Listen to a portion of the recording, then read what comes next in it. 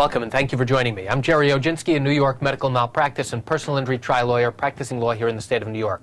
Today's video tip is about one solution I was able to accomplish for a former client of mine. Here's what I mean. A gentleman called me after seeing information I had written on my website about bicycle accidents.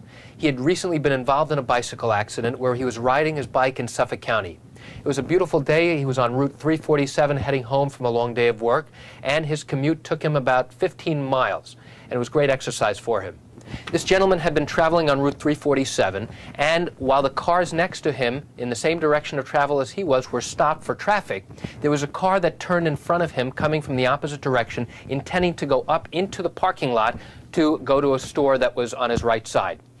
The driver never saw him, knocked him flat on his side, and as a result he suffered significant fractures. When I met this gentleman for the first time at his office, I was so impressed with the fact that he had his broken bicycle in his office. And when I looked at it, it was such a shame because it literally was twisted and mangled. And I asked him why he kept his bike there, and he said it was a reminder as to how lucky he was to survive an accident like this. As a result of my investigation, I learned that the driver of this car had a limited insurance policy, which meant that he had a limited amount of money that was available to compensate my client for his injuries.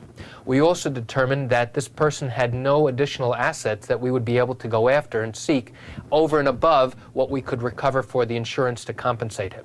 So as a result of the limited available insurance and the fact that this gentleman had no other assets, my client agreed to accept the money as compensation for his injuries, and that's one way I was able to help compensate my client for his injuries and the problems that he suffered because of a driver's inattention.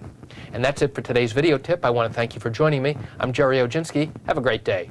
If you've been the victim of a bicycle accident and believe that somebody else caused your accident, please pick up the phone and call me. I can answer your legal questions. You can reach me at 516-487-8207 or by email at lawmed10@yahoo.com. Thank you for joining me. Have a great day.